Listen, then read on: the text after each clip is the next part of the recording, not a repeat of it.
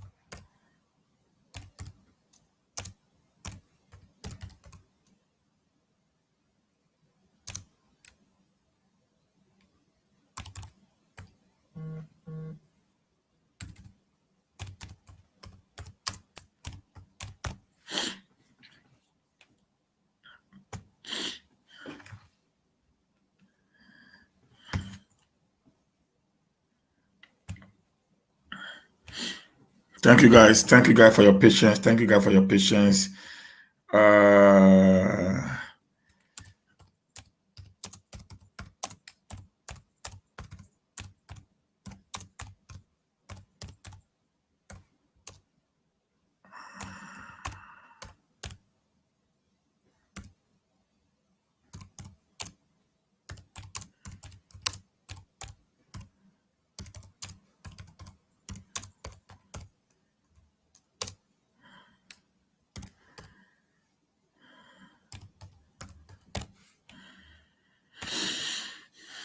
Okay, guys.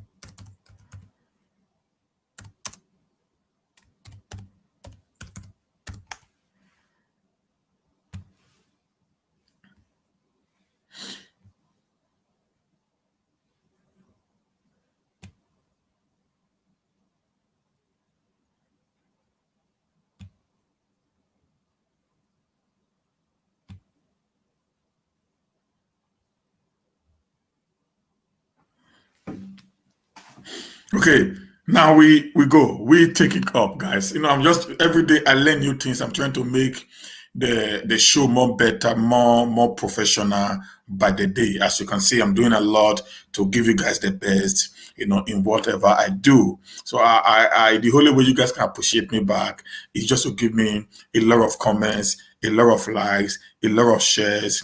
And if you're watching on YouTube, give me a lot of thumbs up. I'm really doing great by the day. Every day, I come up with new innovations, new development to make the show more and more interesting and more educative to you guys. Okay. Now, this is the new headline we have today. We're going to discuss today.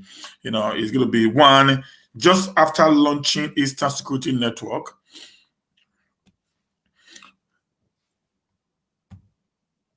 Just after launching Eastern Security Network, Yoruba man Dele Odugbemi hailed Nnamdi Kanu. That's one of the first news. The second is name the governor behind banditry. Let Nigeria deal with them. Yakasai tells APC. Another news we're going to have today is the Amotekun corpse shot at someone in my presence. Man narrates sad experience with security outfit. Another news again is bandit in Northwest stockpile 70 AK-47 rifles, 107 Dane Guns, and many more. The unity of the South is the complete solution to the mess that Nigeria is at today. The unity of the South is the complete solution to the mess that Nigeria is at today. The country Nigeria came as a result of the negotiations of our founding fathers from the South, and only the South can also bring the country back to the path of progress. We are, and we have the solution to Nigerian problem. We are the solution, and we have the solution to Nigerian problem. In unity we stand, and in division we fall like a pack of cards. The last part, that is my personal quote, guys. Good morning to every one of you. This is Humanist Steven on the show. And right now, the show is about to begin, in a very, very dramatic way. Okay, guys. Now, the first news we have today is going to be the news on the security network in the East. Okay? Just after launching security network, Eastern Security Network, Yoruba man Dele Odugbemi hails Nnamdi Kanu and the Igbos. Okay? Then I read. It goes in part. Now, then I read. We'll do some analysis. Then we are done for today. Because today I don't want to waste your time so much. Because many of us need to go to the shops. Many of us need to go to the market and buy, buy food and order for our loved ones and our families. Okay, guys.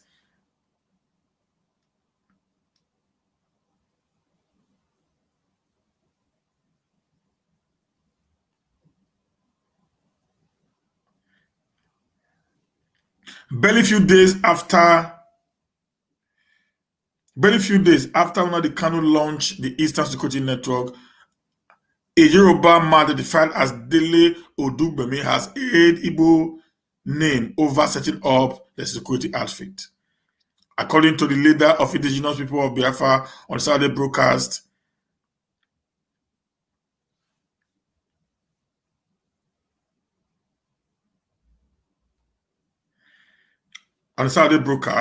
revealed that the purpose of launching the security outfit is to cover the whole of Southeast and South and to help protect lives and property. Reacting to the latest development in the region, Dele Odugbemi wrote and read below.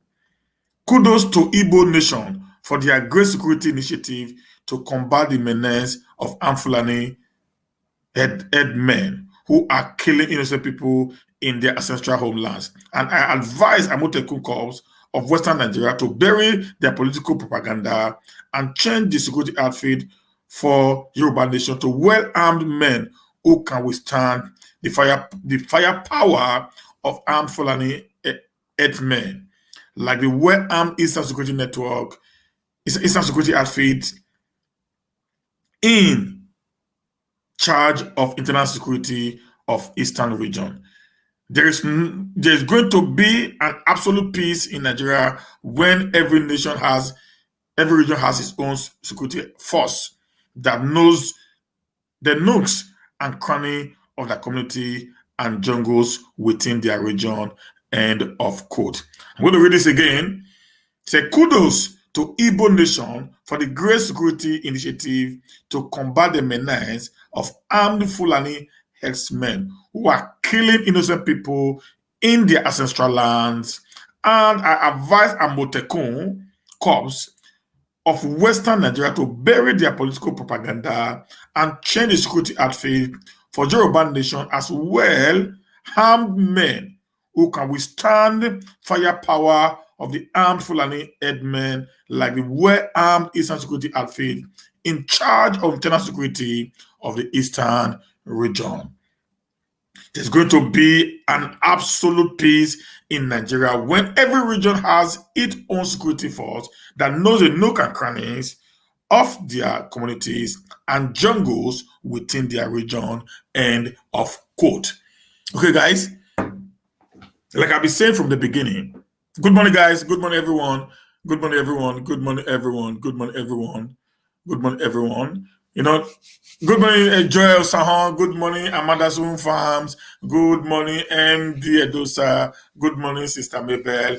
Good morning, ladies and gentlemen. Please come in, give us some likes. Let's share this broadcast as we kick it up today again. Now, it's like I've been saying from the beginning of this show, I have been in complete support of the outfit in the East.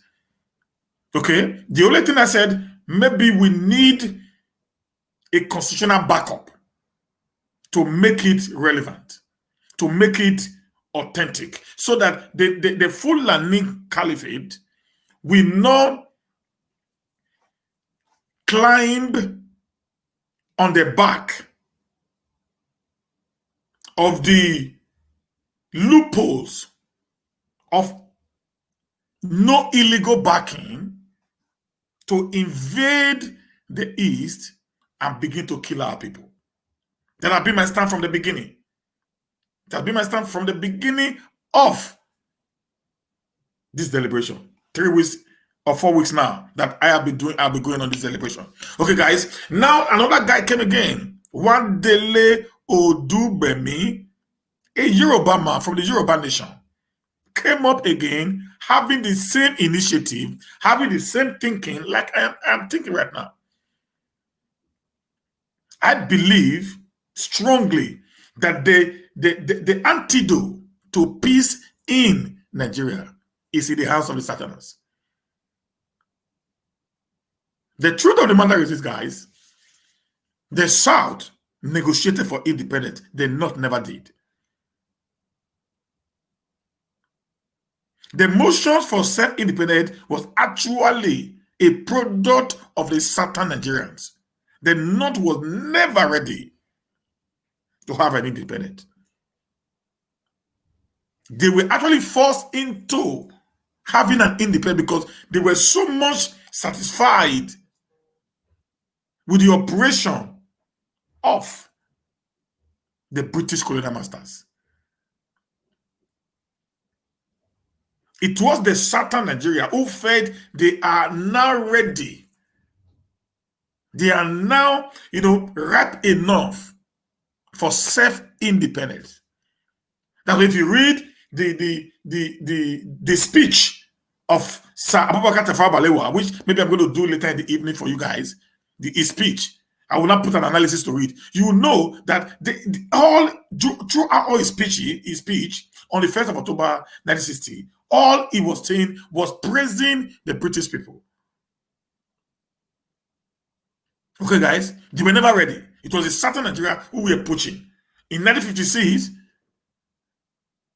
no, in 1948, that's when it started. The likes of Nnamdi Azikiwe, Chief Obafemi Awolowo, Chief Anthony Naro, these are the people that were actually agitating for independence. In 1956, it was officially, a motion was raised in the parliament by a 27-year-old guy whose name was Chief Anthony Naro, the Adolo of Romi. From the then Midwest region, from the Western region, later became a Midwest region, later became Bende, later became Edo State. It's an Uromi man from the Esan Central, Edo Central. He actually raised a motion for a self-independent in 1956. When the motion was raised by this guy,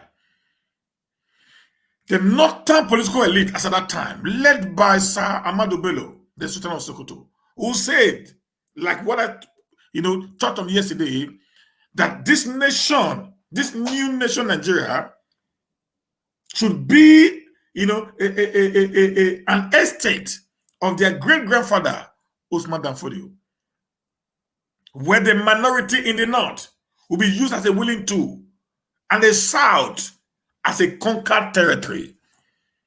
He was a leader of the north. Also with Sir Abubakar Tafawa Balewa, they outrightly rejected the proposition of Chief Anthony Naro. They said they were not ripe enough. That was in 1956. They weren't ready for independence because they were intellectually backward. They were educationally backward. They were developmentally backward, and they were also economical backward. So in every area, they were not comparing themselves with the South at that time. You know what? I always come up with history because I want our people to understand who we are and where we are coming from. How unity have been able to help the South to get to where we are today. Before we were being dissolved by some political elite for personal interest. That's why I appreciate anyone who comes up want to fight for the unification of the entire Southern state. When the motion was raised by our father, Anthony Naro, they rejected it, and issue had it that these guys who were from the northern extraction walked out of the parliament. They walked out on the Southern Nigerian. This is what we have not been able to do. They walked out on them because the decision of the South was not in the interest of the North. They walked out on them. The parliament was adjourned immediately. They not even requested, since the South wanted to have independence in 1957, they should go ahead and have their independence why the North will not go. Sir Ahmadu Bello was ready to break Nigeria even before independence. So when we call today for restructuring or the breakup of Nigeria, the North will tell you it is not negotiable.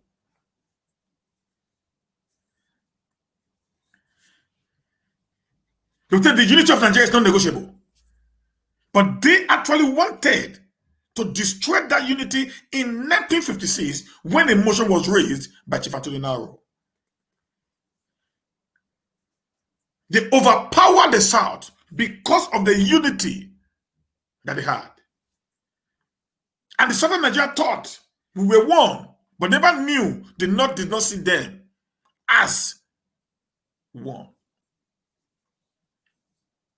The South went to them, pleaded with them, had a negotiation with them. They went to Kanu, where the Ahmadu Bello was living then, because then it was Kanu, Emirate.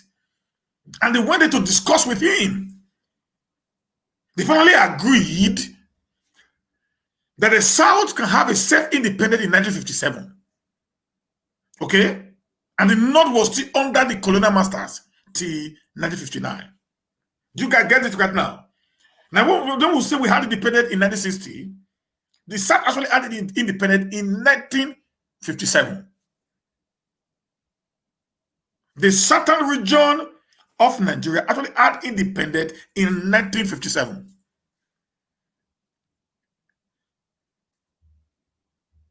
The North was still under the control of the British Empire. It was during this period of time between 1957 and 1960 that the British people taught the North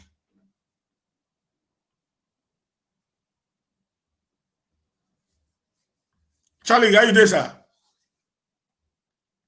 It was during this time that the British taught the North what colonialism is all about.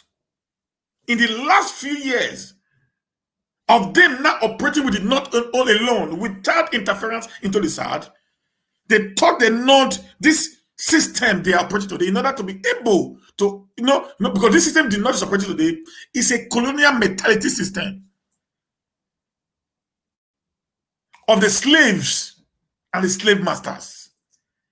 They were taught this mentality by the British in the last lap before independence.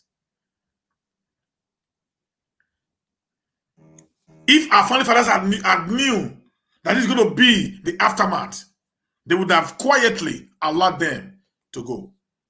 The South today would have been one of the most peaceful, one of the most developed part of the world.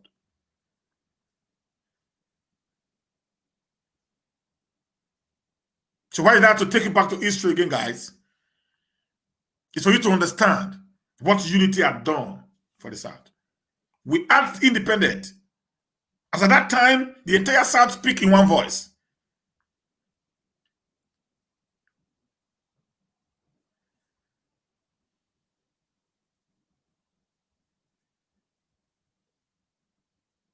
The entire South speaks in one voice.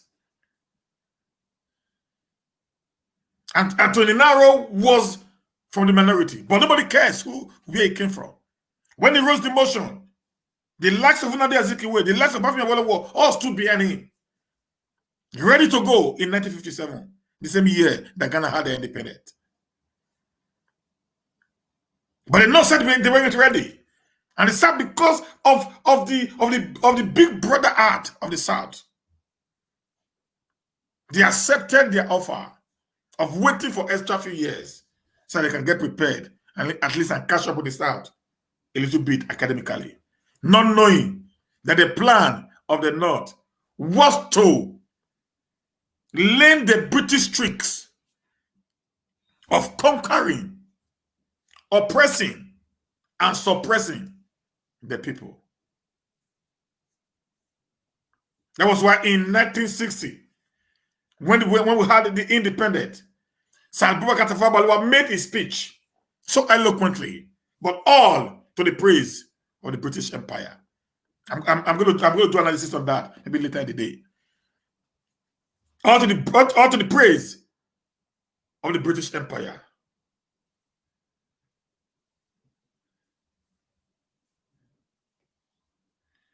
Then, when that had gone, on the 12th of October, a few days, then they actually showed us who they were. The problem of Nigeria today did not begin today. It started right from the beginning of the nation called Nigeria. From the very first day we had our independence. They've actually made us clear. They've made it very clear to us that we are inconsequential in the nation called Nigeria. But our forefathers never saw what some of us saw. Okay, guys? So this guy, Mr. Dele Odugbemi, had already praised the East for taking the initiative. I am calling on the South also. It is hard time you guys come up. If you say what Nnamdi Kanu did is wrong, then the government of the South should do the same before some youth in the South will wake up one day and set up a security network to protect lives and property in the South. Because as we speak right now, the entire South is in a battlefield. There is no day passes that kidnapping is not aired. And we are not talking about armed robbery now. Armed robbery have become a thing of the past in the South. Robbers don't rob anymore. All they do now is kidnap people. Kidnap a full load of boss. They will make more money easily than taking the risk of going to rob a bank. Now they don't rob banks. Banks bring the money to their dens. A few days ago, the head of service in Edo State, and Okubawa, was kidnapped, barrister. And the family said the kidnapper demanded 100 million naira. So we don't know how much they paid. So imagine somebody getting 100 million naira. How would somebody want to take such risk and go to the bank to get the 100 million naira ransom? Now they kidnap another people again. About 18 passengers were kidnapped on BJ Motors along the same road, Abuja Road.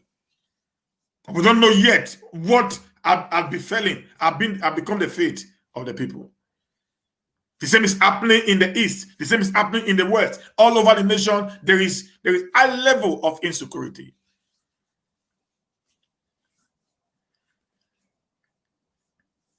So any sensible man will want to praise, want to appreciate anyone that had the initiative.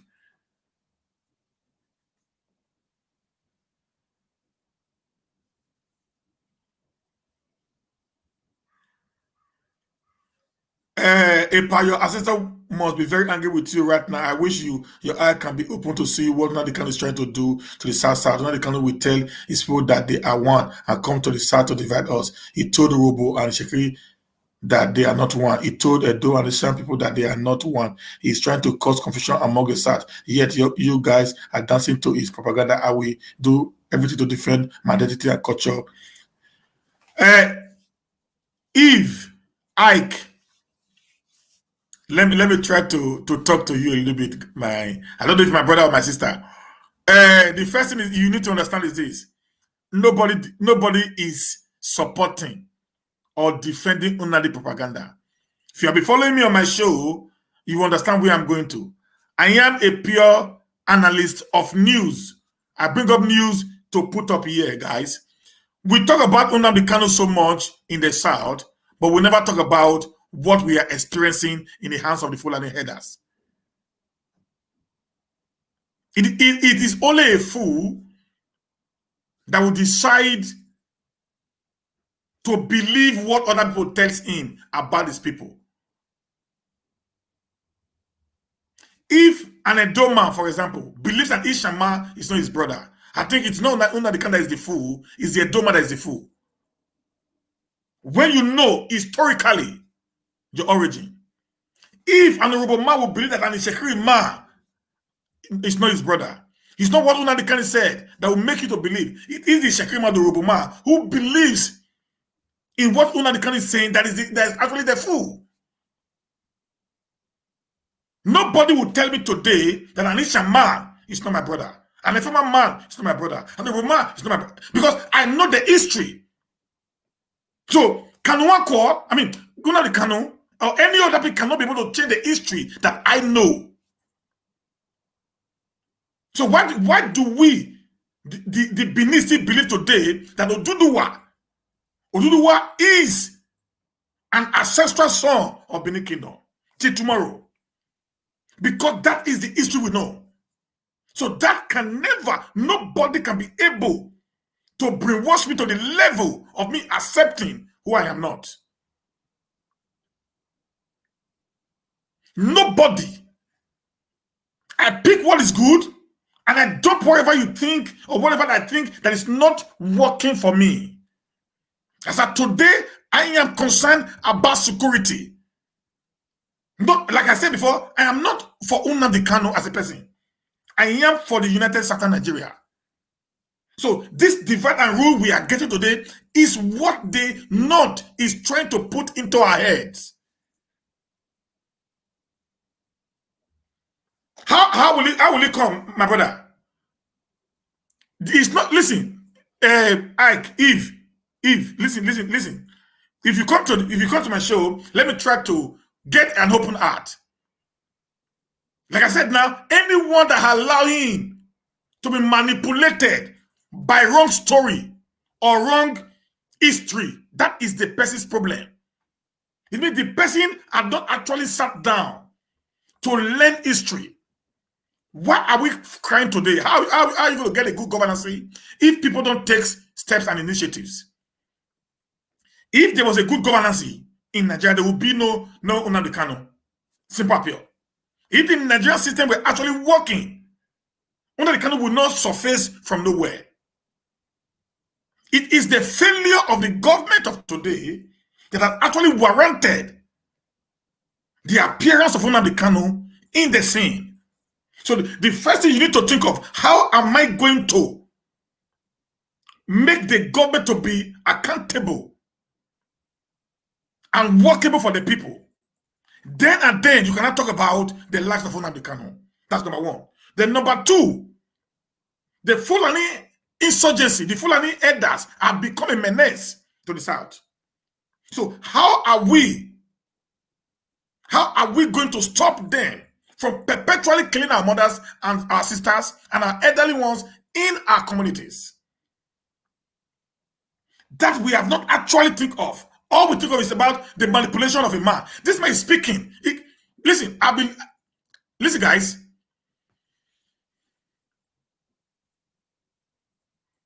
Listen, guys. I don't listen to what people say.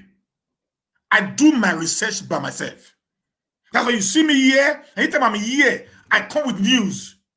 I do a lot of research every day.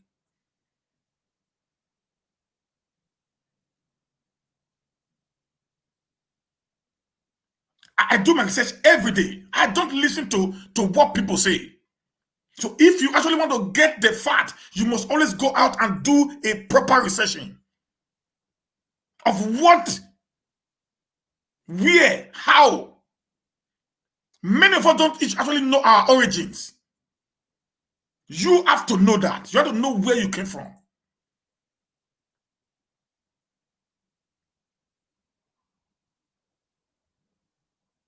Okay? So, I said here in one of these videos, sorry guys, somebody took me away, but I will need to clear this. Very important. I said in one of my videos that I spoke with Samuel Ekpo when he was doing a narration of the Benin Kingdom. Even one of my friends also called me, and he did the same thing with him. Which I would try to make him know this is a wrong narrative. You don't listen to this boy in Germany. He had no idea of the history of Benin. And secondly, I made to understand the difference between the history of Benin Kingdom and the royal household of the Benin Kingdom. There are two people, two entities. It's the nobles and the commoners. So when you're talking about the nobles, which is the throne, then you can start to give your history linking to Oduduwa, who is the ancestral father of the people based on what they know. Whereas the Benin Empire, the Benin Kingdom has been in existence since 04 AD. The Benin Kingdom, the progenitor of the Benin Kingdom is called Paidu. So I made him to understand all this. I gave him the analysis. This guy does not have an idea of who we are. It's only coming from the side of the nobles, which are the kings, based on the manipulation of stories or history. You must know your history.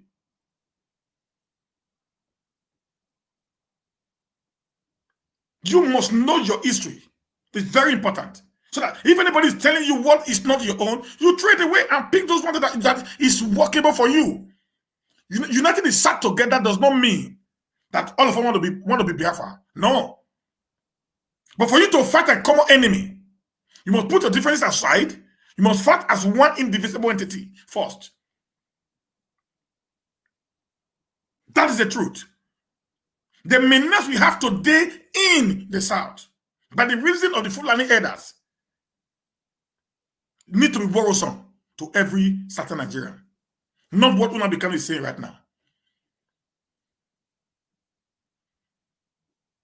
Okay, guys? They have power now. The East doesn't have power. It is easy for a Benin man, as of now, to fight an Easterner than for a Benin man to fight a Fulani headman. It is easy for a Benin man to go to an Easterner shop and set it ablaze. Nothing will happen. But if you kill a cow of a Fulani man, you're going to be in problem. Guys, come on, guys. We must begin to tell ourselves the truth. We are the solution. We are the antidote to the problem of Nigeria today.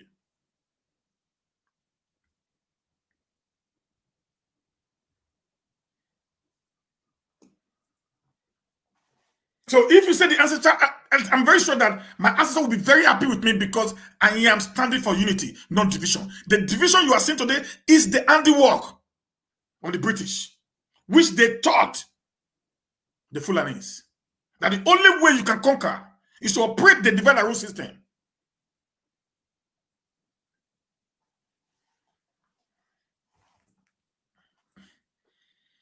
Okay, guys. So if you follow my video, if you be following me all this while, you will understand where I stood.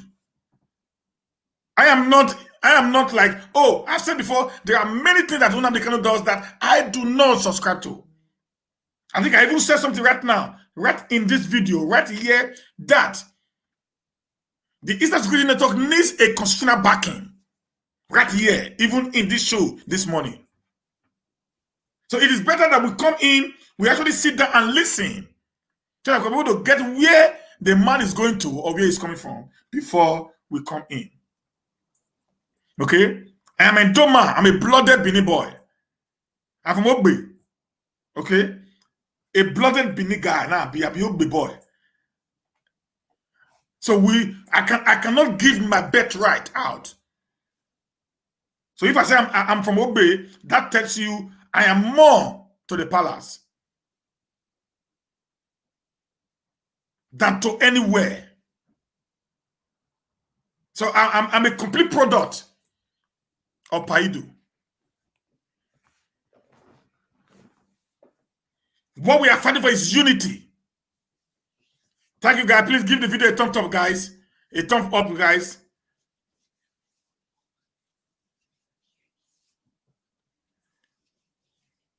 No. We need to educate them. We need to educate them, sir. I've already told them before.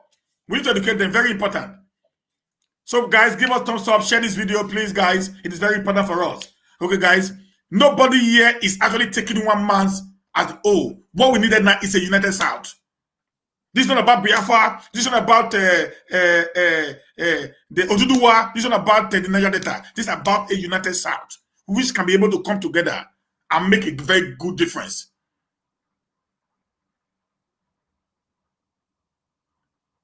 That's what we are fighting for. So that we come together and salvage our people first.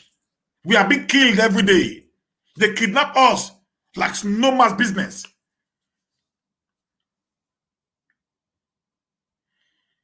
Listen, guys, do you know a friend of mine traveled yesterday home? No, he was home on Tuesday. On Tuesday, then he was supposed to take the flight on Wednesday, which was yesterday. Do you know that he was at the airport from 8 o'clock in the morning? The flight was supposed to be 8 o'clock. Till 6 when I called him in the evening. When he called me in the evening, he was still at the airport. There was no flight. Reason why, we don't know. The road is bad. The wherever flight they have don't move.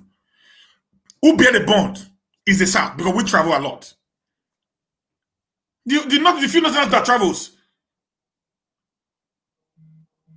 the few Northerners that travels, they have private jets, so they fly on their own jets. The few that travels, so we are the ones that are actually going around. We take the road that we are being kidnapped by the day. People are being murdered by the day.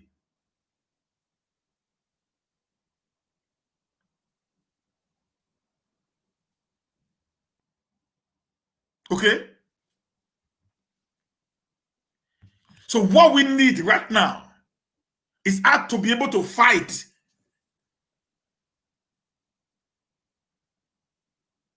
against our common enemy, which is the Fulanis elders that are killing us right now. If the government can put the right security outfit in place, then you don't need Eastern Security Network. It's simple, guys. You don't need Amotekun. You don't need community police in Nigeria.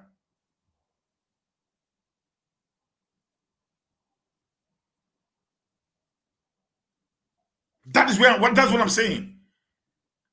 I've made my point on the areas that I feel it was not okay in the establishment of the security network.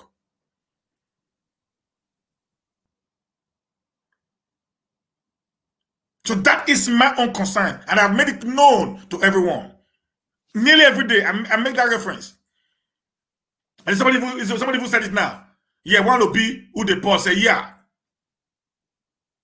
So, guys, when we come in here, we should try to follow the reading of the show. Please, guys, share this video. Share the video. If you're on YouTube, this is your first time of being on YouTube with us, please just press the subscription button and let the show begin. Okay, guys. Now, another one we had again is Amotekun cops shot at someone in my present. Man narrates sad experience with security outfit.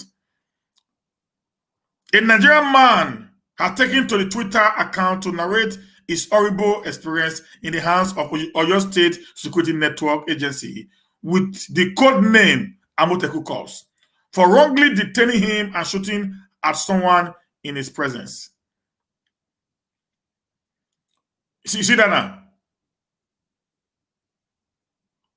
You see that now? It's there. There's police today kill us. The Nigerian police kills us for Fulani Earthmen. We are not afraid of that. We are not afraid of the gruesome murders that is happening in our region by the Fulani insurgency, which have become a terrorist organization. We are not afraid that one day these guys will overrun us in the south and run us up like pigs. We are not afraid that our mothers and fathers are no more farming anymore. We are not thinking of the aftermath effect of what that will do to us. We are not afraid of the kidnapping that is happening on our highways in the south anymore. We are not afraid of the many security, that is happening in the south. Listen, guys. We might say, yeah, they did not have more insecurity than the south. Yeah, we know. They are used to it. Go read their history. The northern Nigeria are good at war. They are used to war already. They're used to war. It is their way of life. It is their way of life. It is their way of life. So to them, it's not a problem. But to us, Satana, we are not used to it. We have been peaceful, loving people. So even if one man dies in the south, we cry out loud.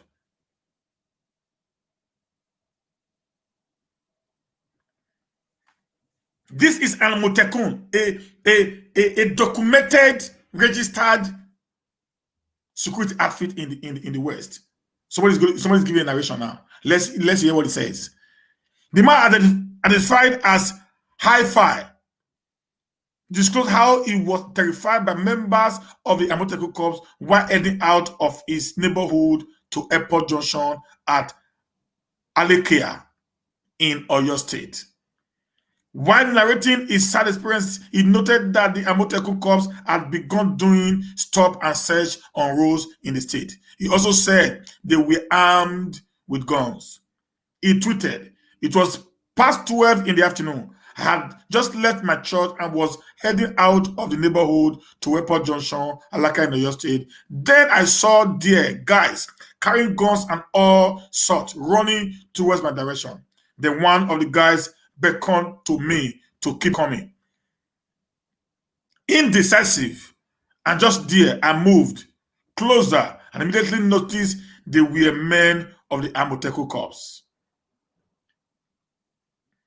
Apparently, they had been chasing someone and the person was hiding in the bush. So they started throwing stones into the bush. I was still on my own, navigating the bad potholes. Then, boom, the man ran out of the bush. He was wearing a white polo t-shirt and short. And shot him down. Fire was all I heard. And boom, they fired. Missed the man, but he was on the floor just ahead of me. I was in the car still driving.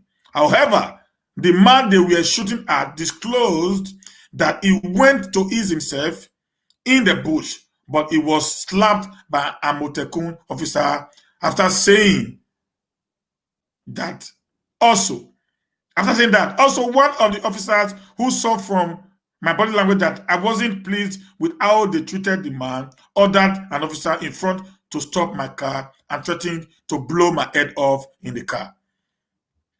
They left the man and they all came to where I was. They were all aggressive and angry human beings, masked, armed to the teeth, wearing all sorts, no uniform. They said I should get down and open my boot, and I opened. Then they saw all of my photographs, gadgets. I also explained to them that I was coming from church and I am a photographer. They told me to up and start cursing, hailing abuses at me, saying Ogun will kill my mom. They checked my boot and asked me to open all my luggages one by one. I was helpless. They shot at someone in my presence, and I wasn't having it. I just wanted to go home. Their boss and I was underrating them. Their boss said I was underrating them and that they weren't the police that would take money from me. Honestly, I'm scared of these monsters we have unleashed. Guys, that is Amotekun.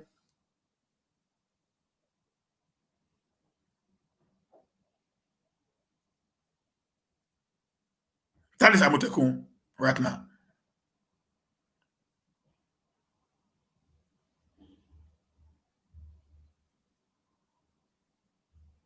So the same Amotekun that we are talking about today are already operating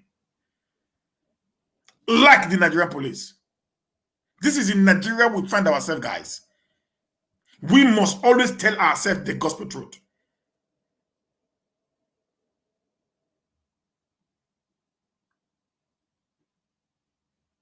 I've said before, I said the problem of Nigeria is not even the northerners, it is the southerners.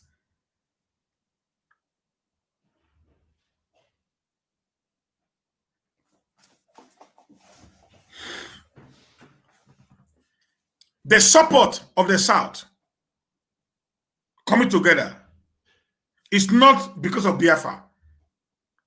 The support of the South coming together is not because of Oduduwa or the Niger Delta Republic. No. The coming together of the South is to fight against the plans of the Fulanis, who are already migrating from Futajelon and other parts of the West Africa country into Nigeria to take Nigeria as their dwelling places. We must start taking that.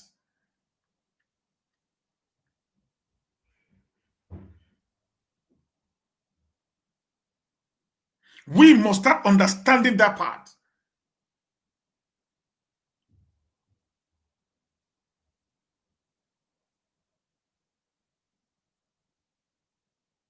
I do not care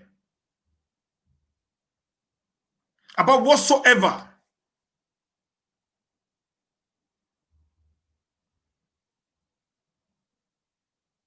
anyone does. But what I care is what will bring peace, equity, and tranquility back to southern Nigeria. If you guys remember, when the Niger Delta militant took over the Niger Delta,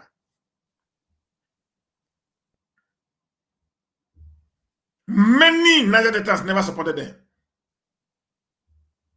Many also believe that the Jaws were coming to run over every state in the Niger Delta. When they picked up arms and engaged the government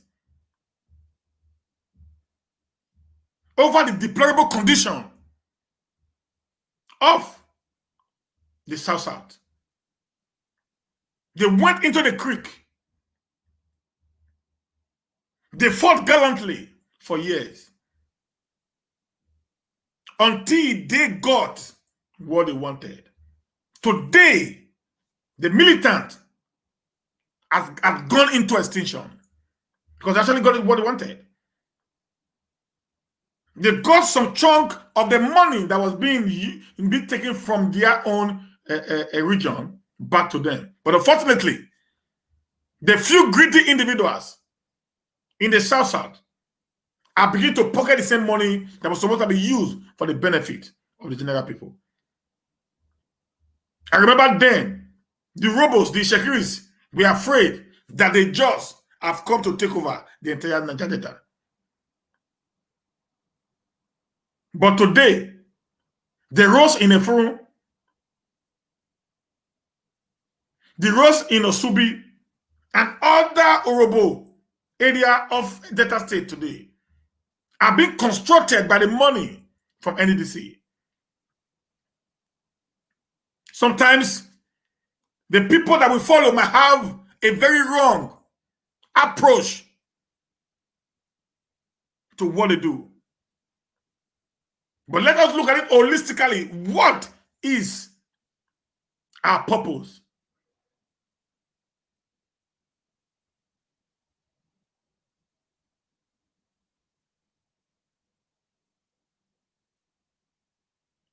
I've never seen many of our social media presenters in the West, in the East, and in the South. They don't talk about the Fulani elders. We are so much concentrating on our different states. How can you still progress when you have borders with other states? You're not a nation of your own. That, okay, you're your own nation, nobody can come in. You are a state. You are a part, an integral part of a nation. Therefore, your borders is porous to other states within the nation where you belong. So how can you be able to not solve the menace that is happening in your state?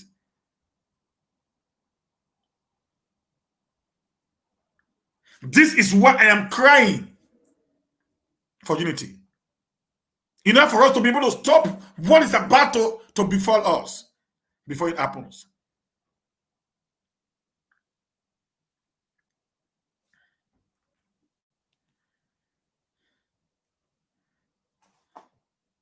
If we don't do the right thing today, we're going to get what we'll get now.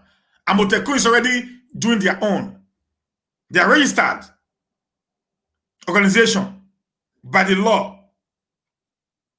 But yet they're still doing whatever they are doing.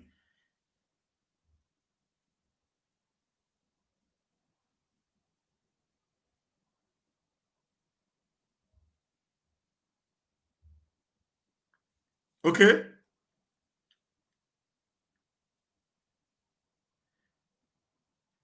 Admin Emeka Isaac, without the unity of the South, we cannot get what we want. You guys should get my point clear.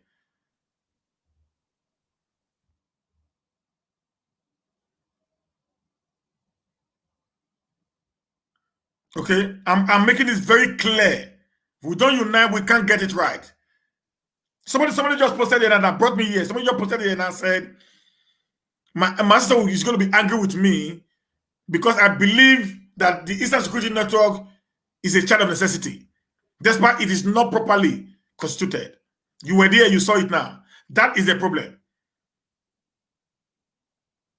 If we don't find a way to mend our differences, we will sabotage each other during the time when the ships are down.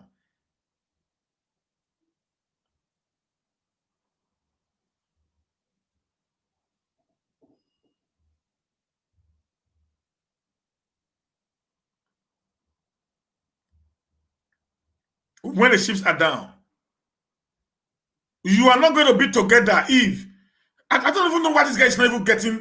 I don't know whether I don't know why you're not getting what I'm saying. How can you?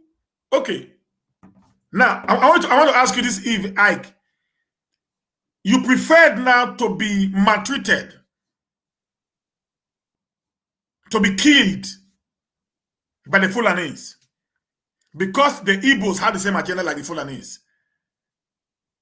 Nobody's asking you to be under the Biafra Republic.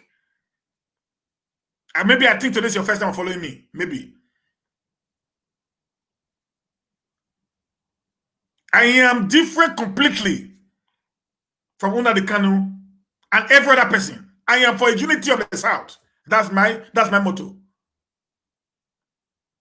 So if two can't be together except they agree, the South is not agreeing with the North. Why are we together? Between the Fulani elders, the Fulanis, and the Igbos, which one will be more workable if, peradventure, you're asking of being together? We must start thinking right. We must throw away every form of emotions away from whatever we do.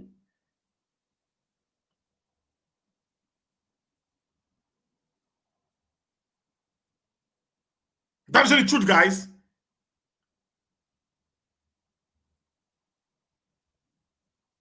We must start seeing things from the perspective it is.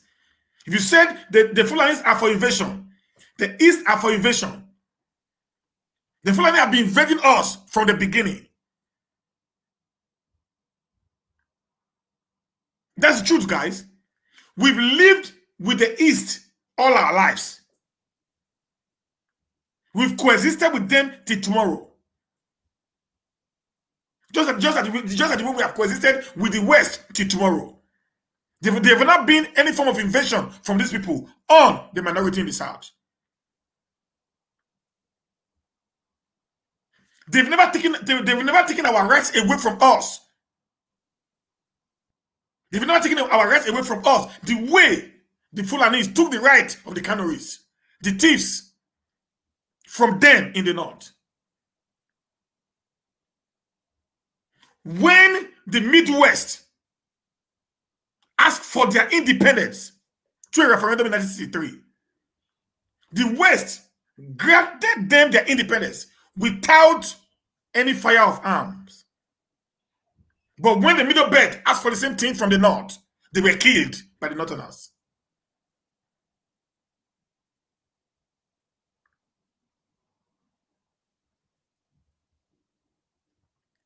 The identity of the Benin Kingdom had remained the way it was from the beginning, except if you don't know history. There are many people in Anambra today who still believe that they are descendants of the Benin Kingdom. Nobody has attacked them in the East. The same thing in the West. The same thing in every other part of the South.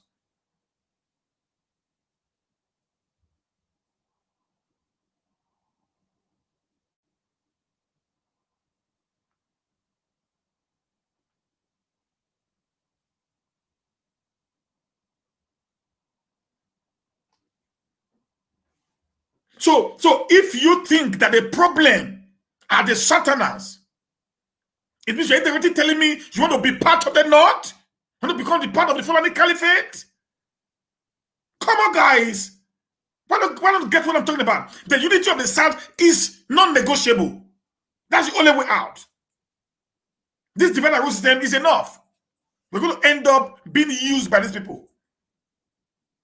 The idea of what you see today is something that we all need to start thinking.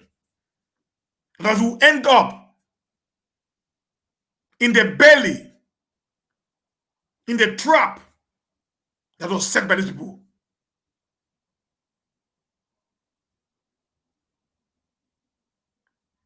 Who is this guy?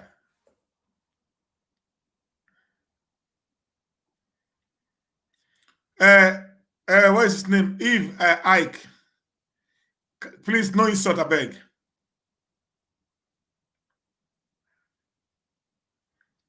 No insult, I beg. I don't accept insult on my wall, please. Okay. We are all talking. We are brainstorming. Okay. So just put your belief before the people. So we talk on it. We try to expatiate on each other. Okay. I'm not here to manipulate you. So you cannot tell me to keep quiet. This is my show, and you under my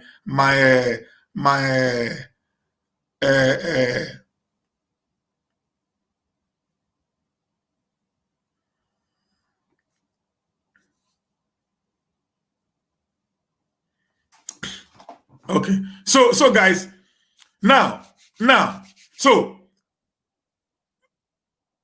okay. Understand now. I understand now. Listen, guys. What I'm saying is this. I want us to listen now. What I am trying to explain is this. This is not about Biafra. This is not about Oduduwa. This is not about the Niger Delta.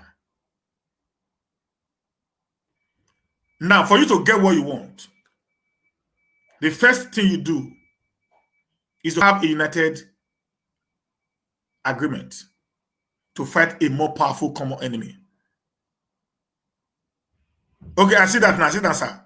You know, to fight a one powerful enemy. That's why I've said negotiation, consultations from the beginning.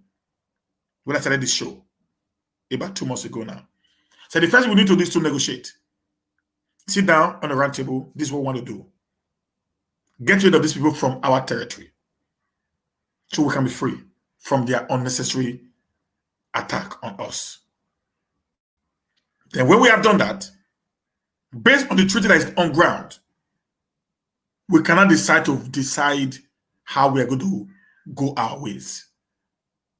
But if we decide, for example, to continuously divide ourselves because we have the presumption that one part of us will be as worse as the other part, acceptable.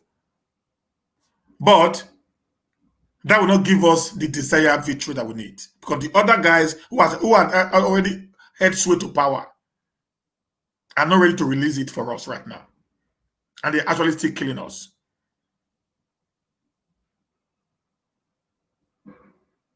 Okay. And secondly, the Edo state that we have today was actually bettered from the Midwest or the Western Nigeria, not from the old Eastern region. So that's how it has been from the beginning. It was from the West of Nigeria. But we all coming together, whether the West, the East, and the South coming together to foster unity in order for us to be able to push back the plans of the caliphate. It's for the betterment of all of us. Okay, guys?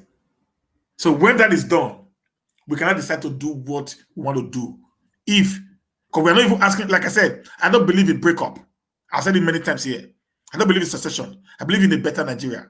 That Nigeria can work if the South unites.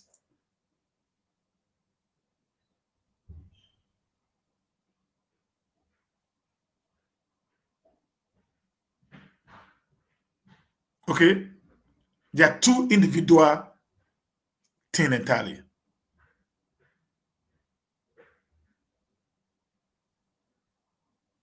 So mine is a united Nigeria, not a break-up Nigeria. But before we can do that, we must unite in the South to put before these people our proposal. Then when they refused, that was what the South, the Southern and the Middle Belt said in one of their meetings that they had.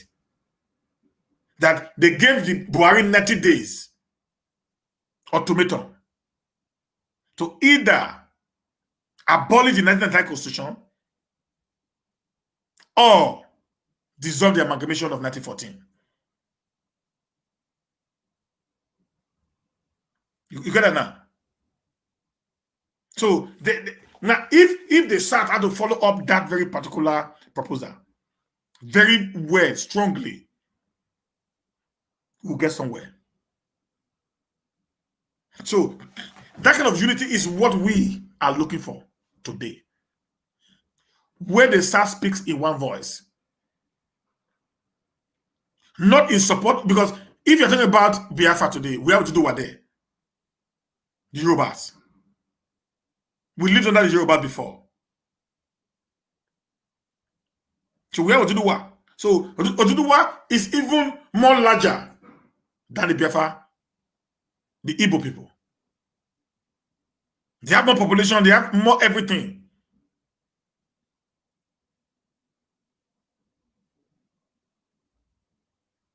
In the West. But I'm saying all of them must come together, which they're already doing. Now, the reoccurrence of Nnamdi Kanu's name in today's content is as a result of the security network he formed, called the Eastern Security Network. So what I do is to read the reactions, negative reactions and positive reactions of people towards what he had done. I read of what people criticizing him, they would have done that. I've also come out here to analyze the governor's criticisms and all that and that. So today, someone is also praising him.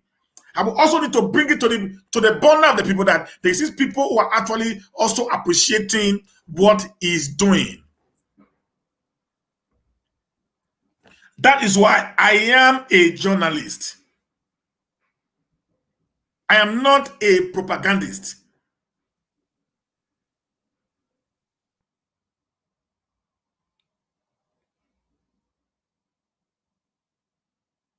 Okay.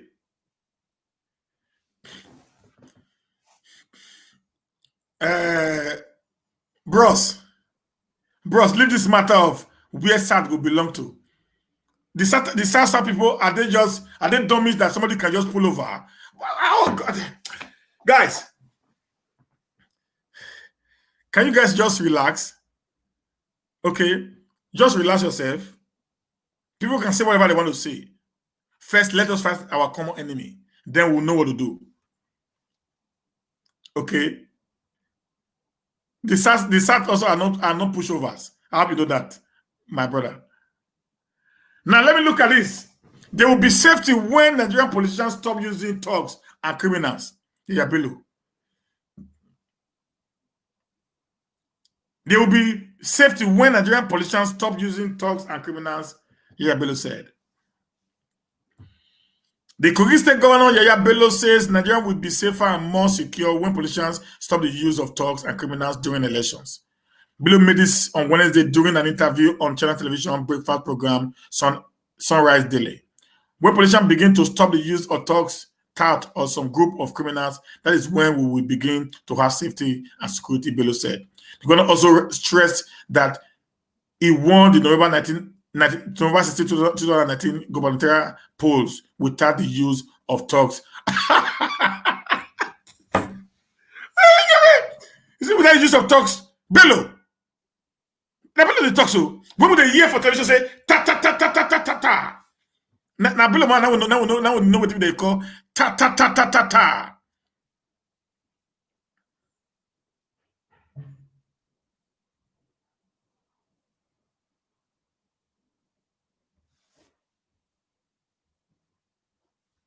Say ta ta ta ta ta.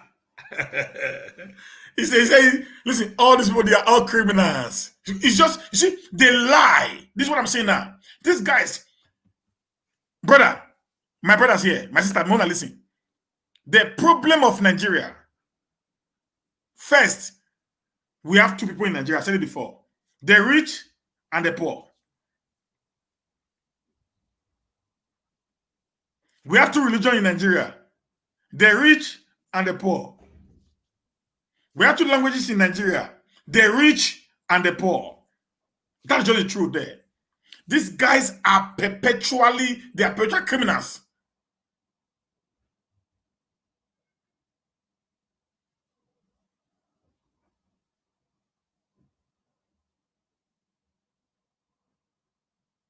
They are perpetual criminals.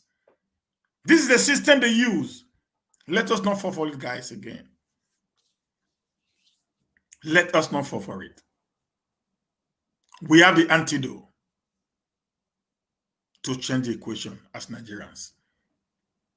Let us start thinking with our head, not with emotion.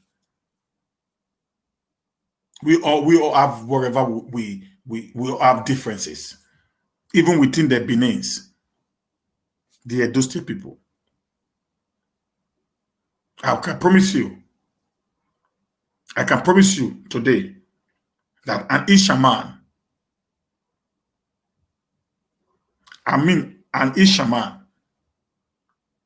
will see a Benima as a threat if we are to be a country. An Afema man will see an Ishaman as a threat if we have to be a country. The truth must be told.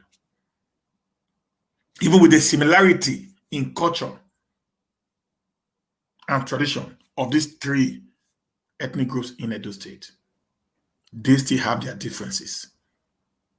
They still complain. They still complain of marginalization from one part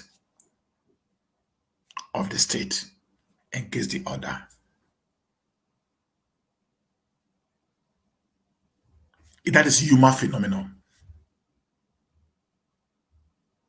But what binds these people together is more of the unity than what need to divide them.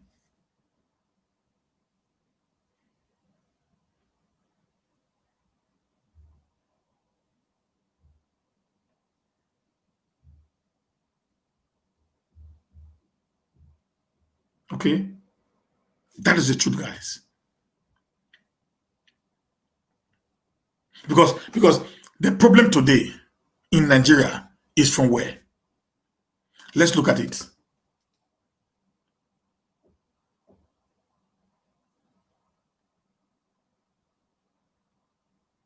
Let's look at it. Before the invasion of the Fulanis on the south, we are peaceful people.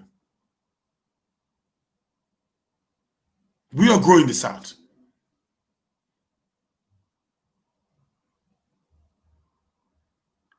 We all grow in the south. I remember when I was growing up, when there's a NEPA season, I sleep on top of the soccer way in my father's compound till the following morning. No policeman harass me. No armed robber comes to me and said, take me to your house. Nothing happens. But like doors are not being locked when we're growing up.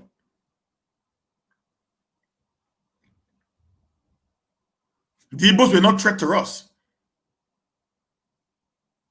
From the foundation of Nigeria, the Hausas have been a threat to Nigeria's existence. Go read histories.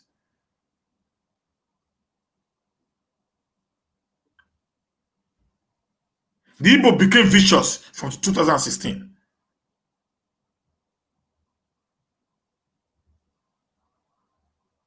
But the Fulanis have been there from the beginning.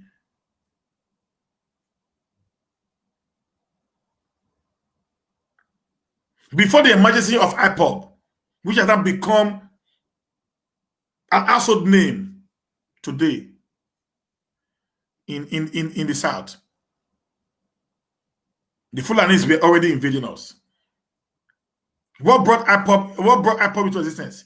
It's not because of the reckless killings that were actually happening in the East that made the guy Nnamdi Kanu to come on board.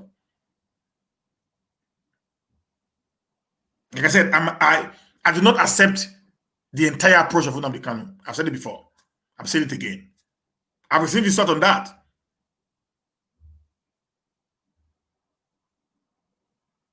But at the end of the day, these guys were killing us. That's what brought about OPC in the Southwest. That's what brought about the IPOB in the Southeast. That's where the agitation actually started from.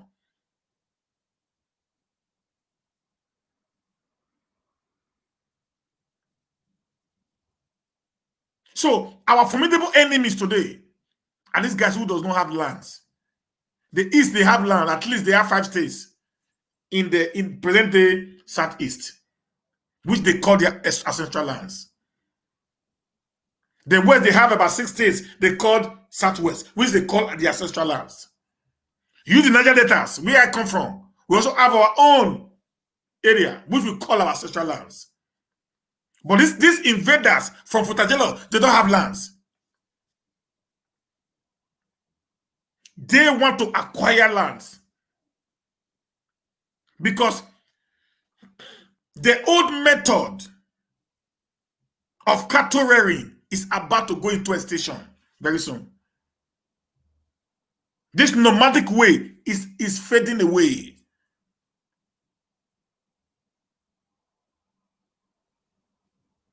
The world is becoming globalized. And most of these people, they do not have a home. A normal Fulani man is nomadic in nature. They don't have a home. It's a few elites who are actually having where to stay in all the countries of Africa.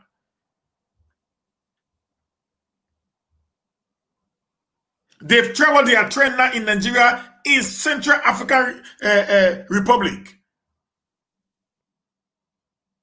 They tried it in Senegal. They wanted to actually perpetrate it in Ghana. They wanted to do the same thing in Rwanda.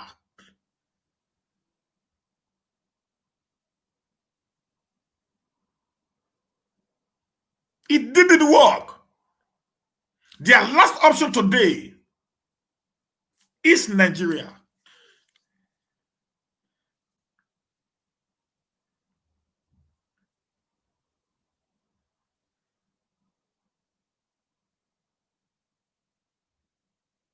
You can push the Igbo back to the east where they belong. They can remain there. They have their own land.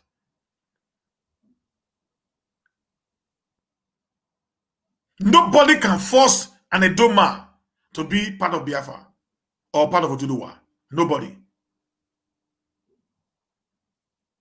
Because they have their own land. So they are not really after land acquisition. They are just after them having their own place. If we say we are not following you, we are not following you. But these nomadic Fulanis who have invaded our forests do not have lands of their own. So there will be acquisition of land by force in order for them to have a place to stay. And Yoruba already had a place to stay. The Igbo must already had a place to stay, and the Yoruba had a place to stay. But this nomadic Fulani that is coming from outside Nigeria, this ones you see today, they are not Nigerians. If you think I'm lying, go and ask Nasir Rufai. The governor of Kaduna State said that he went to Mali when they were killing his people. He went to Mali to go and pay money to them to stop killing his people. He went to Mali. So when we're talking about invasion,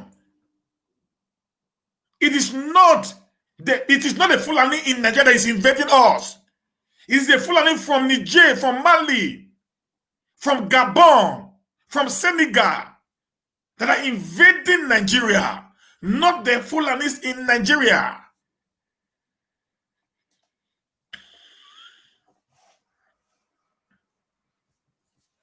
%90 of the Fulanis in Nigeria are actually educated Fulanis, because they are actually the caliphates. Get it down? 90% of the Fulanis in Nigeria, they are actually of the caliphate extraction.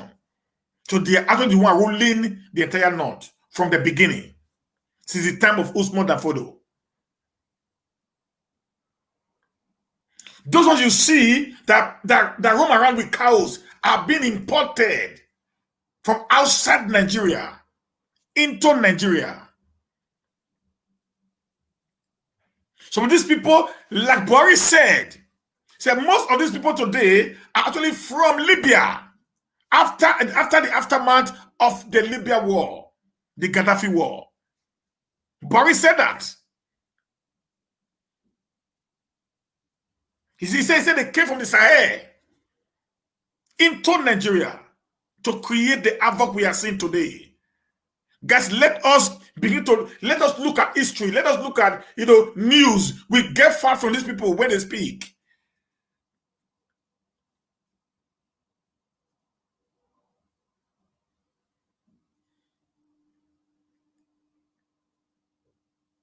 But yourself few days ago said that it's only God that can actually protect the borders of Niger Republic.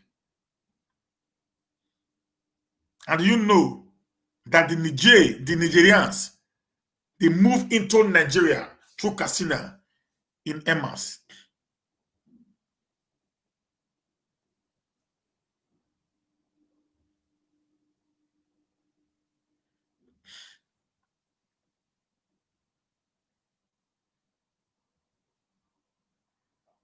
Okay.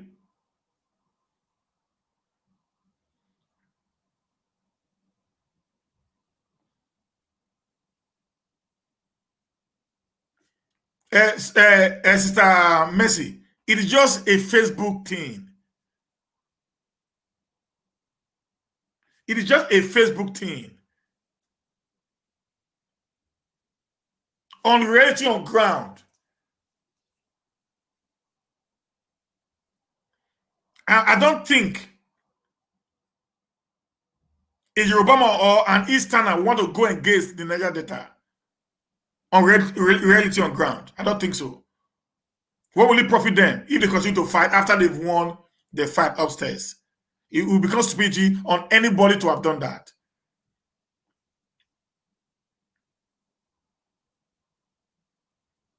Now, the instruction of our monarch is as a result of this idiot in Germany. He's actually the one who gave room, who came up with very unfounded propaganda. We, as the Benin's, if we want to fight anybody, we should fight that idiot in Germany, not the people that are listening to him. The problem we have, as far as the palace is concerned, is that guy in Germany who is giving a very fake, unfounded narratives about the Benin Kingdom and its monarchy. So when there is a battle, people take advantage of anything they see to pass home their point. That is what some of these elements are not saying. And and and at the end of it all, I think about a few months ago, I listened to Nnamdi Kanu speak. He praised the monarch of Benin Kingdom. That's all I want. That's all I want. I said it in my video. He praised the monarch of Benin Kingdom. So if Nnamdi Kanu is already seeing the reality, then why should we hold on to the past? This is just a social media ash law. Not talk of people who's actually killing us on the battlefield already.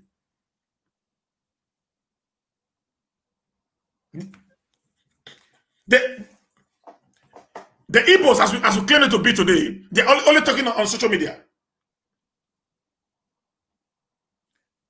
And many of the Igbos also are not the support of what some of them says. I've spoken to many people who do not subscribe to some of the narratives of some of them.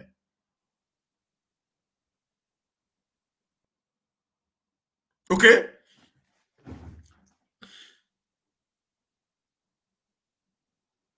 And the people in the north, they subscribe to everything that is being done to us in the south. Everything. They want our land at all cost. So that is my problem. That is my problem. When we unite together, fight this common cause, win the battle, then we return back to where we were. So we will not be able to do something better for our people. We have oil, yet we are suffering. We have all the natural resources in the south, yet we are suffering.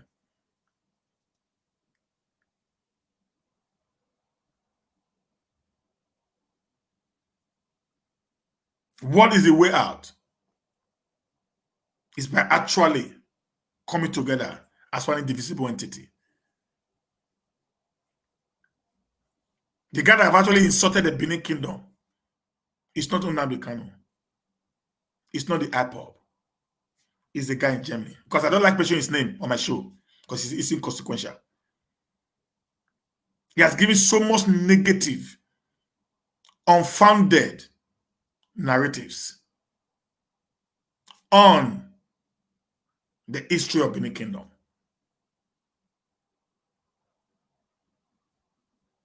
Not just only the East alone. We talk about the East today.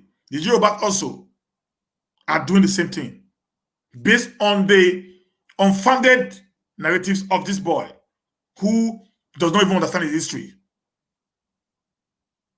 So that's what most people use to deal with you emotionally. If you want to get you upset, they come with that narratives. Few of them, not all. Many of them actually understood the story of the origin of every nation in Nigeria. So I would think we don't need to hold on to that past. Actually, we need to have a rethink of the workability to create a unified force in order for us to be able to deal with the common enemy who are actually out for invasion and taking over our lands. That is their motto. They want to have a Nigeria. They want to have a country they call their own.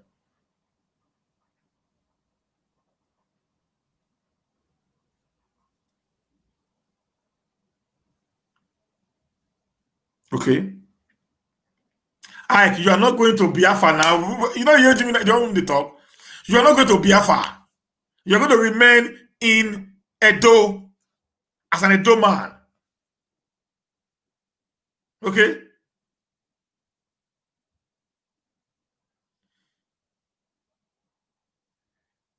My dear, you even get your name, Chef. I'll call your name just now if you know allow me rest. I'll call your name just now. You know me. You even get your name. Igbo people like you, like normal business. Sister Mercy, okay, you look like Igbo person self. Listen, what we are saying is this: those are just, you know what they call uh, there's a word I want to use now. It's what it's not coming up. It's like an approach. Okay, I've spoken to very many of them. It's like an approach. Now, if they want to, when you are doing agitation, okay, now guys, let me explain something to you now. You know, when you're doing an agitation, you're agitating for something, and people around do not want to follow you to do what you are doing. You look for a way to kickstart their emotions.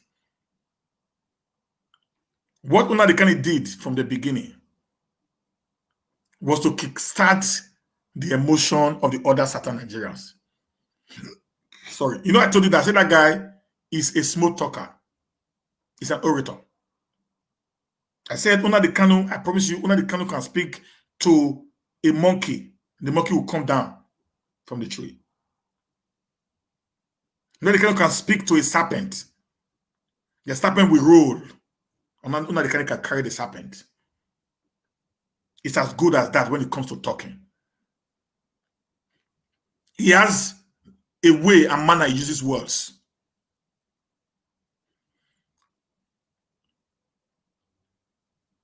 And also because of the vulnerability of the South, he had an advantage also in the South. Now, when he began his journey,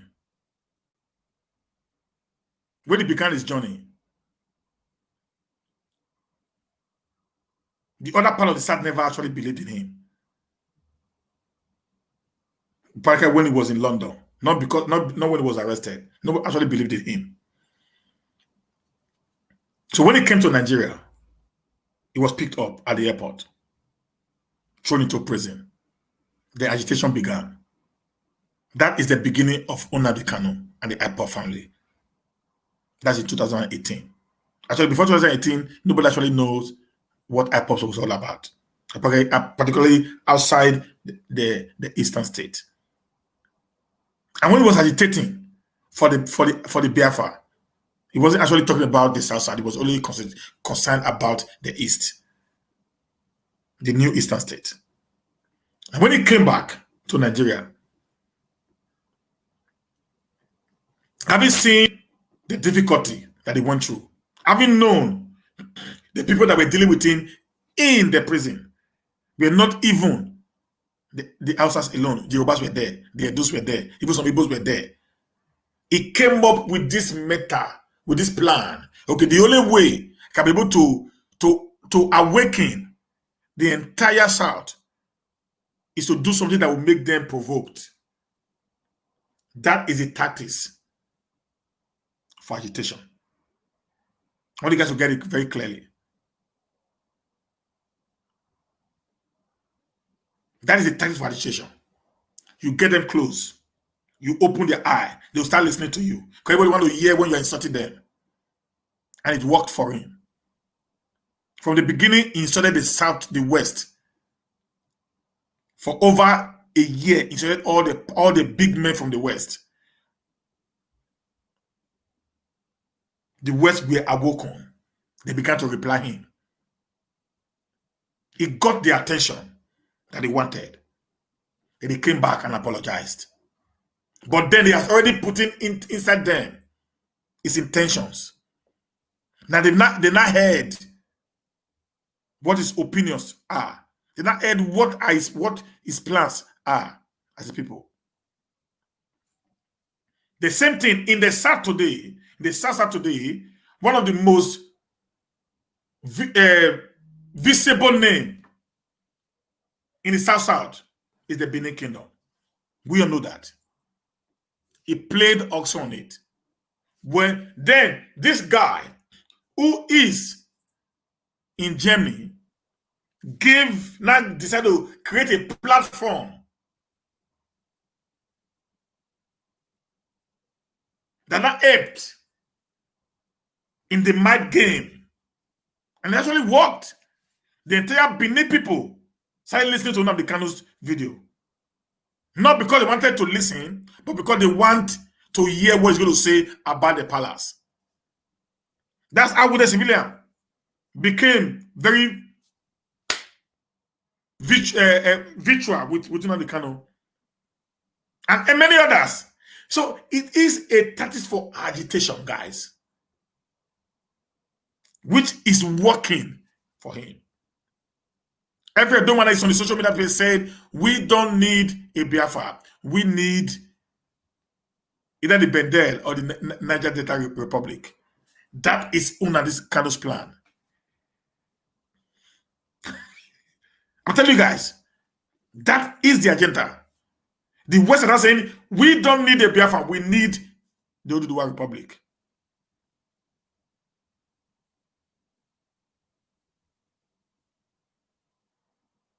He has succeeded in awakening the entire South, fighting the fight that he was fighting alone. He knows he can't win it alone. He has to do something to bring you people to the same level with him so that the war can be easy.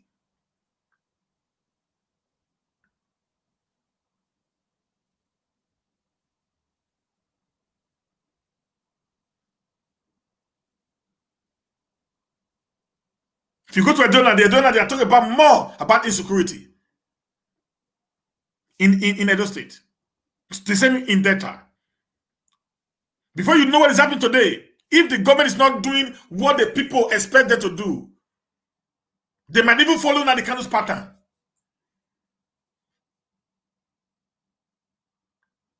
This is plans. These are strategies for secessionists and people that are agitating. They get into your head with their words. They manipulate your mind to dance to their tones. They play on your metaphysics.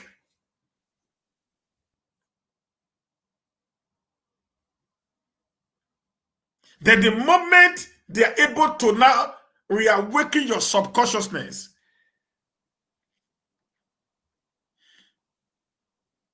you will not be on the same level with them. You will say, I don't want to be a Biafran. I want to be a Niger Delta. I don't want to be a Biafran. I want to be Oduduwa. Then he has won the battle. He needs his own Southeast. That is his natural intentions. But he can't do it alone without the South. Because the South of today covers the Southeast. So it needs all of us to go together, and everybody can go their own way, so that the relationship can be there. You can't be, the South can't be under Nigeria, and there's a Southeast freedom. The Southeast will be very difficult to survive because they are locked up.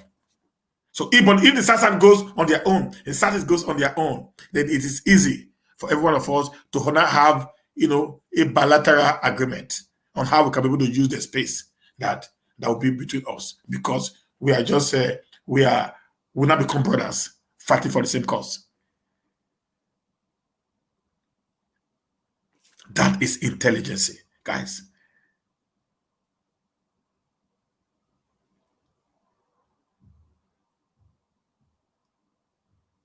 Now, brain work with that. You'll be very, very strategic when you are fighting for an agitation. But okay, when it's not divided by 2, this is divided by 6. You must try to take the people that you have the similarity with on the same page. First, you have to do it with aggressiveness. You have to do it with propaganda. You have to work on their subconsciousness and many others before you can be able to get that.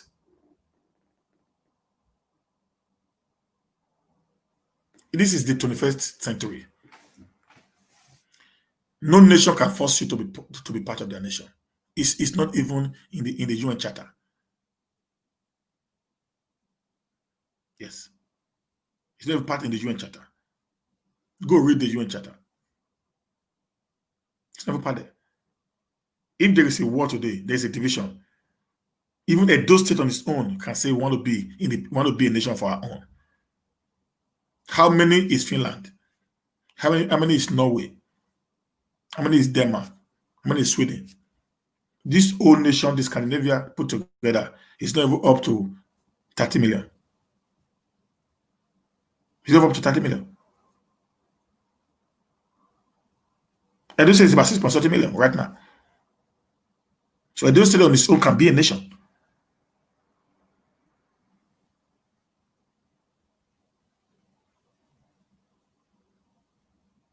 Yeah, Edo can be a nation. But he wants you to join fight the fight because he cannot fight it alone. That is a plan, which is already winning. My brother, my mentor, Don Pedro Obaseki, is already agitating for Bendel. And Nnamdi Kanu is already agitating for Biafra. And Oduduwa is already agitating, Akito is already agitating for Oduduwa. That's what Nnamdi Kanu wants. That was in mind. He has awakened the subconsciousness of the Southern Nigerians that these guys, they're treating us bad. It's not working anymore. We all must go. But the only way we can do it is to make you to start listening to him. Which he has done. If you watch now, he has retraced his step now. Listen to him. He doesn't talk about anybody anymore. He not this on the Southeastern governors. Go listen to him a few times. Because I follow all of them. I follow all of them. I listen to them. You know why? Because I want to know where they are going to, where they are coming from. Because I am an analyst. So I sit down, listen to your video, take pen and paper, put it down. I write. Know what you said. What is your intention? That is what I look into, your intention, which is workable. There's no way the Southeast or the Southwest can invade Edo State. No way. Believe it, guys. It's not possible. They can say some part are with us. Yeah. If the people agree to follow them, they will follow them. You can't even stop it.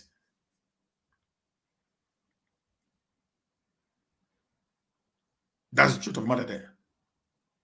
If peradventure there come is a Biafra republic today, and some part of Edo decide to follow the Biafrans, you can't stop them.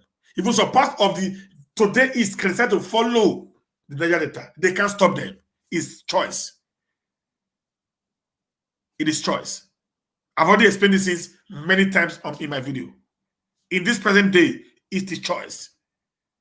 You must agree to be together. This is not the colonial era whereby you'll be forced into one canopy called a nation or a state. Guys, you get that now? So that's why I say Nnamdi Kanu is a smart guy. Some people call him a con guy. Some people call him a 419. Some people call him a criminal. They call him all sorts of names because the guy actually had a way with words. He had a way with words. And it has been working for him.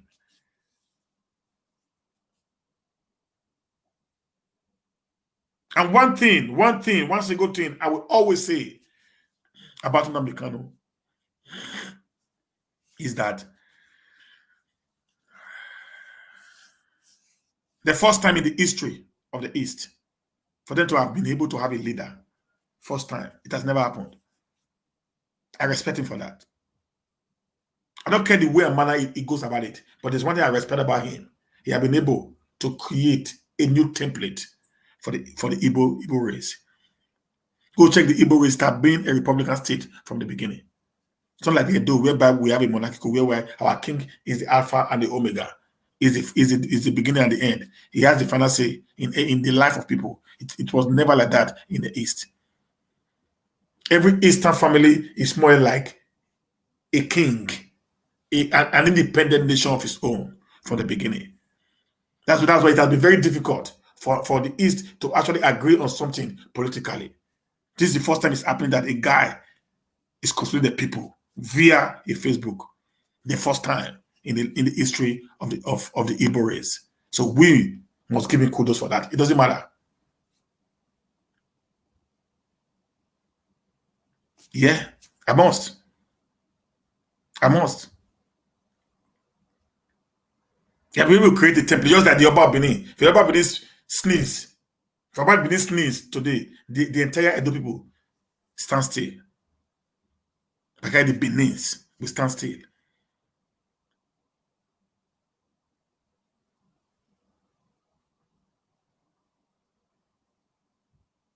Okay, so that we must give him that. That at least something like that is already happening in that side. So the fear of, oh, this guy is trying to override the Edo people, to override the minority, it can't happen, guys. So you just forget that it can't happen. He will not want to fight a war with with the Fulanis and be fighting a war with is the certain people. He wouldn't want to do that if he wants a war.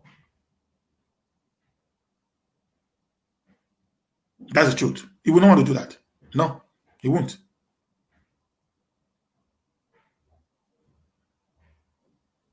He will not want to do that. Yeah, we love our Abba, Juliet. We love Lazena. When he sneezes, we stand. All of us stand still.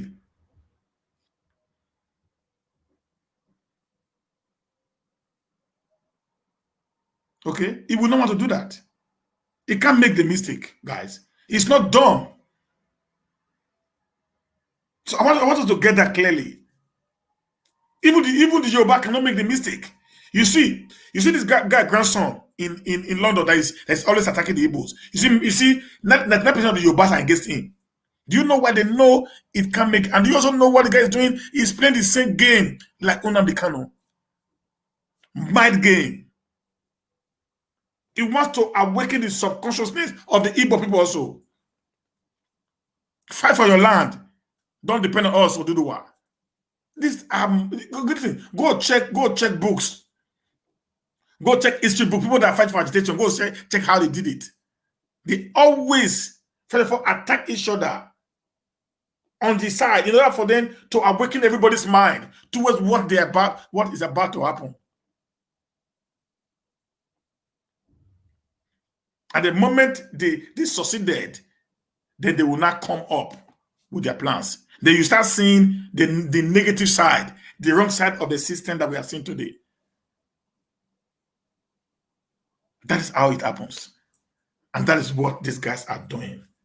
So they are not here. They can't. And they will not. Except they want to turn the entire South into a war zone like Southern Sudan. See, when I'm talking about negotiations and consultations with the other part of the South before we can do anything, it is because of what is happening in the Southern Sudan as of today. They have different ethnic groups in the Southern Sudan, and they also have different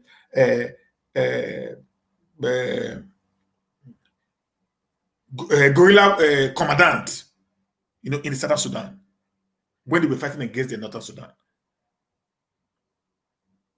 There was no agreement. There was no unity when they began the war. So about three or four different groups were fighting against the North. And when the UN came, and it's okay, this war is too much now. It has been stayed too long. A lot of people have died. So let's break the entire nation. They broke it into two. The North were united in purpose, but the South wasn't. Guys, get where I'm going to, guys. I speak not because I want to speak. I speak based on fact and experience. The South wasn't prepared for unity. They were divided, about four. Now, when the North went on their own,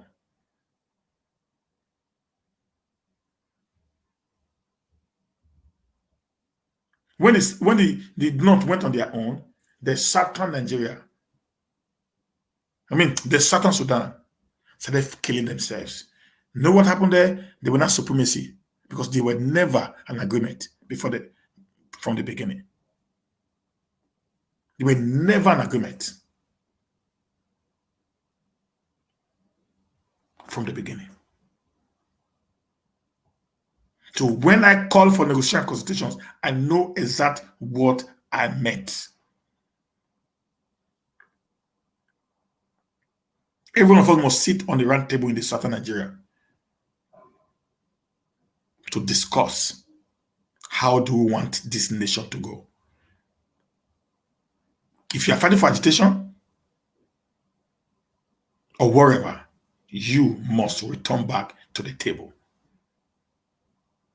That's why the unity is very paramount in a time like this. So we don't end up in the same, even worse situation than where we are coming from.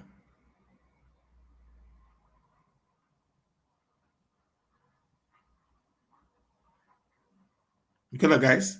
So that when we put all these things together, they will not come up to start talking, asking for one thing or the other. It becomes easy for you and I.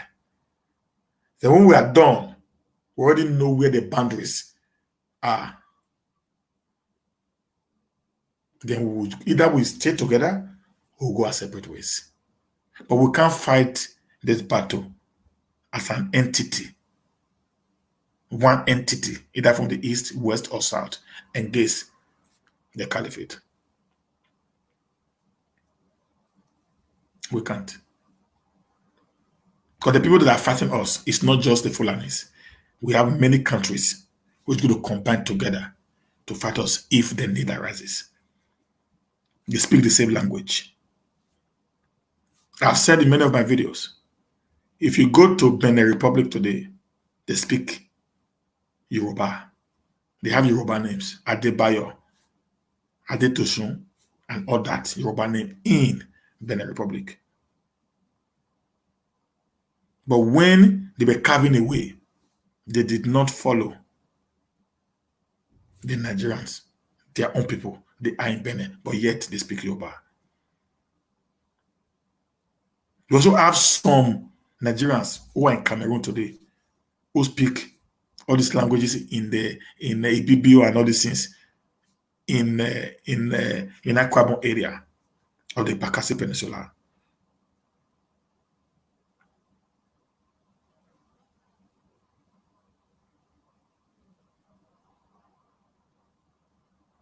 Okay, they are there also. So that's why I said the forcing of the people can never work. So let us not even think of that.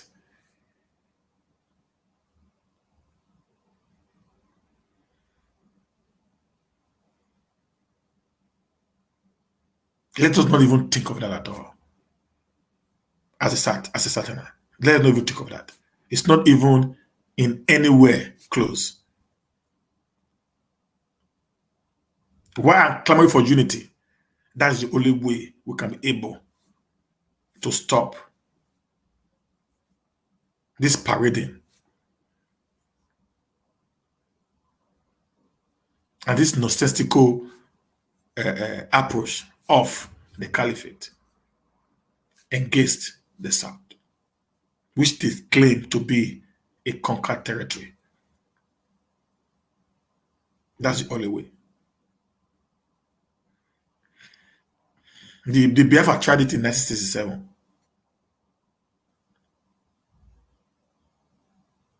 It didn't actually work.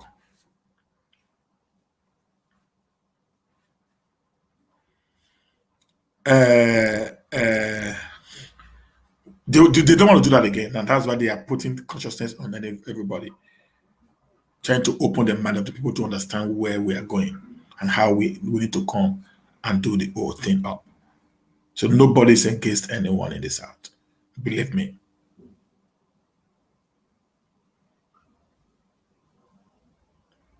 Believe me. Clearly, guys. You guys need to believe me on this. It is only in unity that we can defeat this whole thing. Guys, we are not talking about origin here. Benin has never been Yoruba.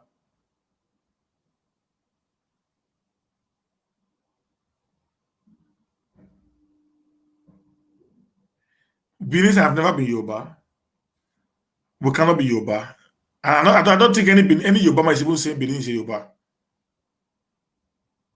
I don't even think any Yoruba will say Benin is Yoruba. I don't think any Yoruba will say that. The only thing they are arguing with us is Oduduwa, which is the connection in the noble class of the Benin Kingdom. Okay. And if not because of the way Amana we think,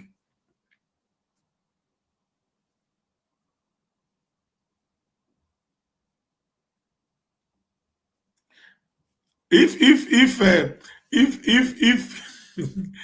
not because of the way we think,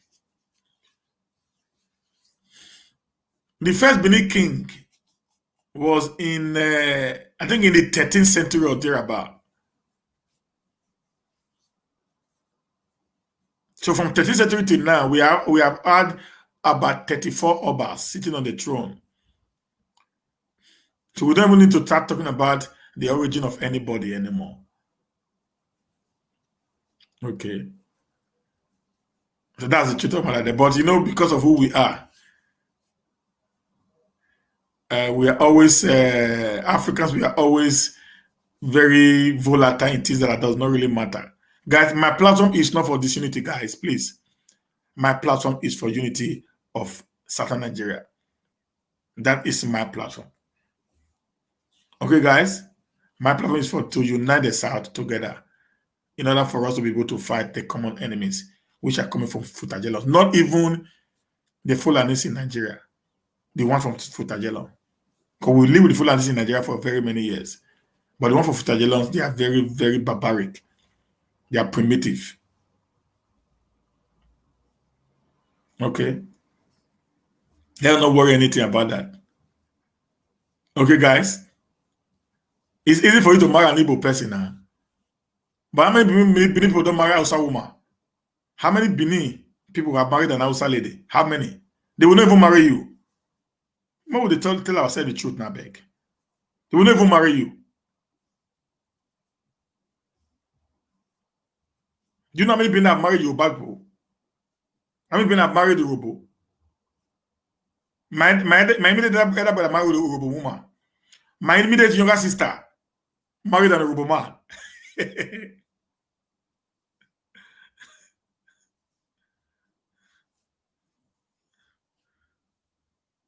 Okay. So we need to think that we are just one set of people, man. So there's no need of fighting over anything. Everybody knows where their boundary is, historically and otherwise. It's just a way to agitate for what you want. That's how it works everywhere in the world. They must make you to talk because they make all the Benin people start talking now. The Benin people are talking, the Yoruba are talking, the Ijaw are talking, everybody's not talking now. So they're not getting it.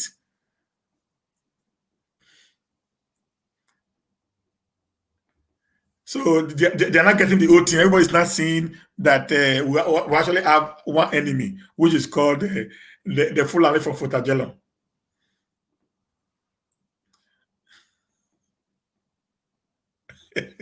Okay, now. Okay, how do you want to do your sister now? Mercy. I will also call your Igbo name just now. If you not give me peace, I will call your Igbo name very soon. You will not say this a pa. Very soon, if you not give me peace, I will also call your Igbo name. This guy talking is an Igbo woman, no. Not Igbo should not listen to her. Thank you, guys. We are one big family. The South is one big family. One big family. One big family. The problem we're having in the South today is the result of these idiots from London. They actually divided the South. This was the plan.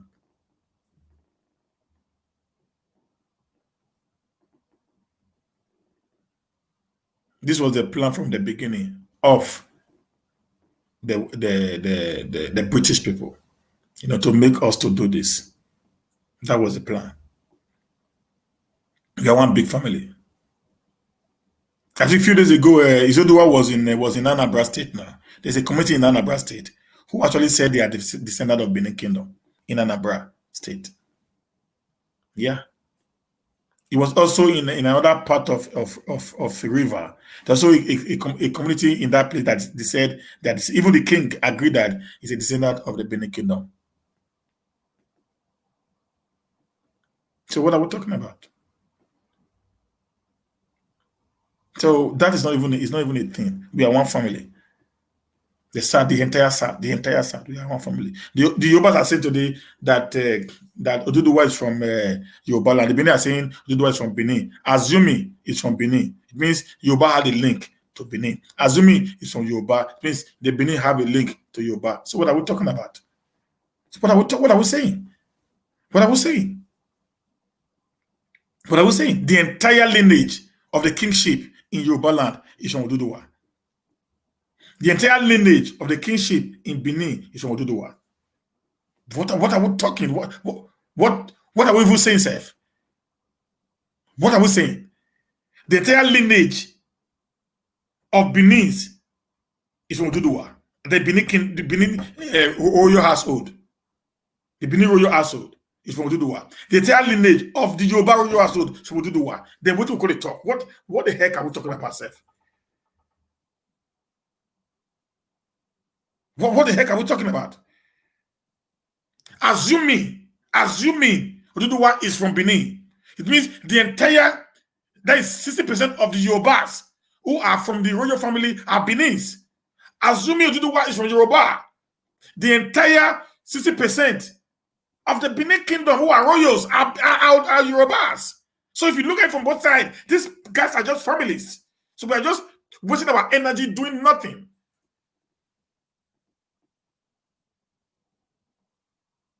Sometimes I don't even get people when we argue over things that sometimes we need to use our brain on. That's it, my Ellie Peter. That's what I'm saying. We are somehow we are related. Go read the history of Ishekiri, how they came into existence. They are from Benin. Go read the history of Isha people. They are from Benin. I don't even know why we are fighting. This whole thing is the British idea, guys.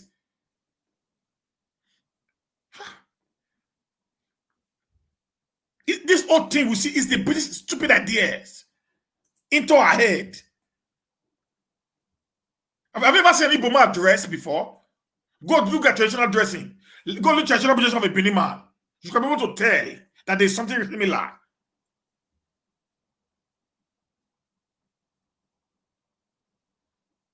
There's something similar. So this idea of this no. Sit down sometimes. Do a well analysis of what is happening around. You understand that we all are one. It was this British that came and started dividing us.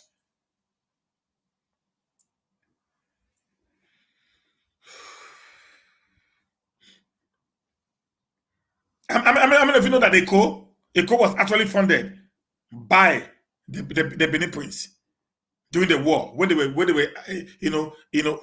heading towards Ghana. So it means there are many people today who are now Yorubas in Eko that are actually from the Benins.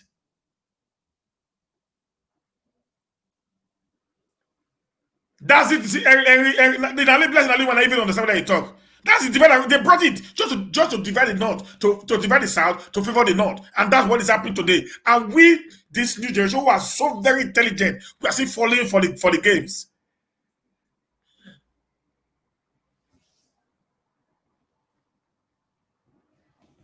We are still falling for the games when we actually know where we are coming from. Nobody can be able to brainwash me. I've said it before. Anybody that feel that anybody can brainwash them, then that the point do not even know their history. Nobody, no human being on earth can brainwash me about the history of where I came from. It's not possible. Nobody can do that. Nobody can brainwash me, Stephen. Na lie. It's not possible. I have grandfathers. I have friends. It's otherwise my friend. I have many people. If I need history, I call them. I have issues here. Tell me how did this come about. I will go deep down. I grew with my grandfather. My grandfather died at the age of 120 years. He was a chief. I grew with him. So I get facts and figures, histories from him.